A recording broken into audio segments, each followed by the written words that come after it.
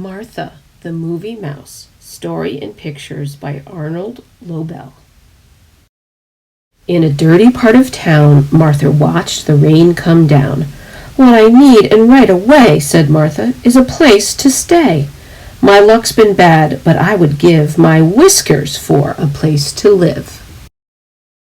"I've stayed in houses," Martha said, "and it's a wonder I'm not dead. I found behind each kitchen door a waiting mousetrap on the floor, and children in those people places popped guns at me in battle chases." Cried Martha, "I am in despair. I can't find friendship anywhere." Martha wandered every street. She had no home, just tired feet. The driving rain changed into snow as colder winds began to blow. But then, against the icy night, she saw a very pleasant sight. A movie theater, lights aglow. Said Martha, "Here, for all I know, is just the place I'm looking for. I'll go right in and I'll explore." Martha quickly ran inside, and there she opened both eyes wide. Underneath a chandelier, the lobby gleamed with warmth and cheer. A candy counter stood nearby, piled with goodies bright and high. Cracker Jacks and chocolate bars, nuts and bubble-gum cigars. Behind a large soft drink machine, Martha fell asleep, serene. Do you see her? The next day, after sleeping late, said Martha, "I'll investigate this building, for it really seems I've found the mouse place of my dreams." She climbed some stairs and met a man. "Hello," he said, "my name is Dan." "Hello," said Martha, "you seem nice." "I am," said Dan, "I'm fond of mice. I work alone, as you can see. Please stay and keep me company.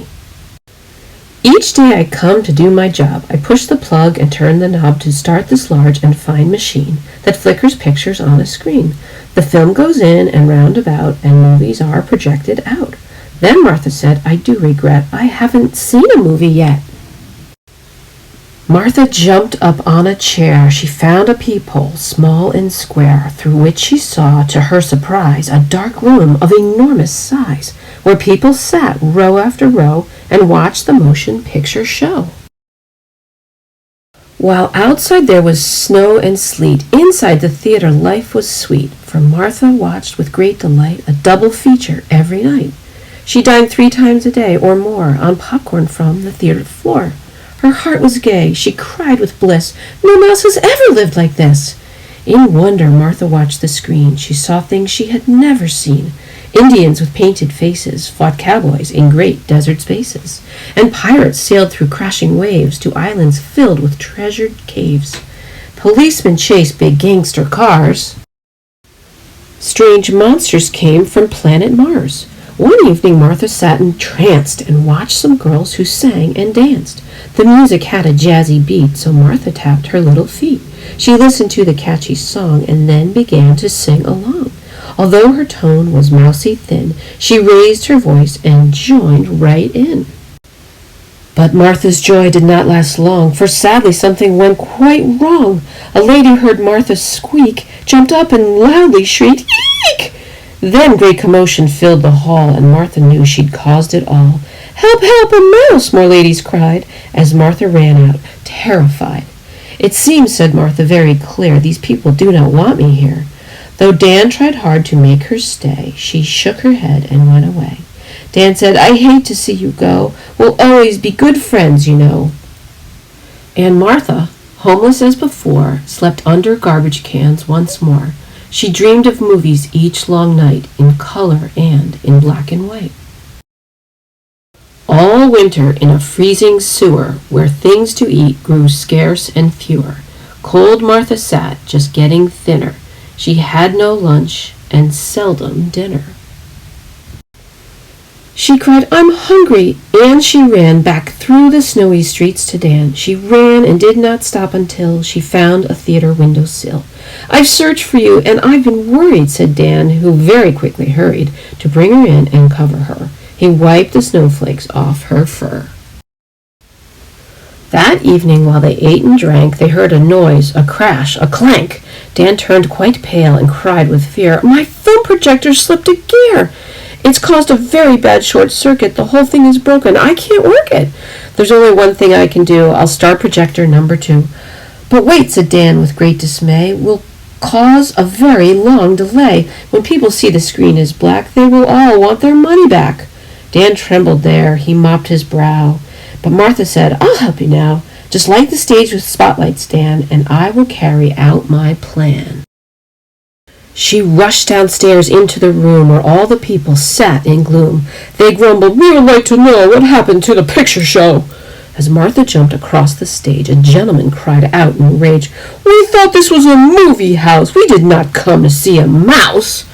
Martha stood high on her toes. She twirled her tail and twitched her nose. She took a breath and with a smile began to dance with grace and style. Remembering the things she'd seen not long ago upon the screen, she danced the can-can and the tango, the tarantella and fandango. Martha pranced a gay gavotte, then slid into a slow foxtrot. She waltzed with many spins and swirls, just like those pretty movie girls.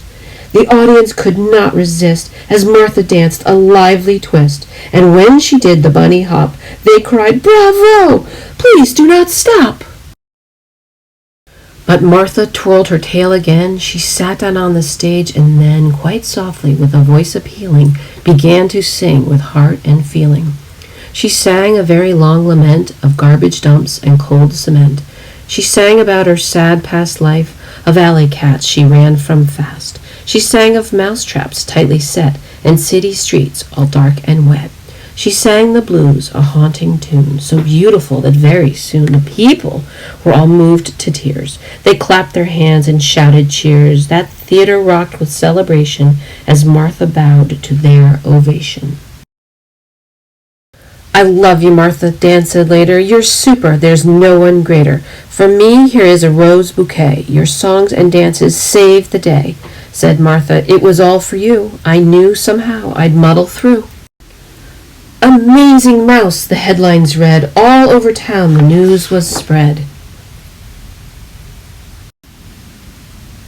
By bus and train from near and far they came to see the famous star, and Martha's name in flashing lights brightened up the darkest nights.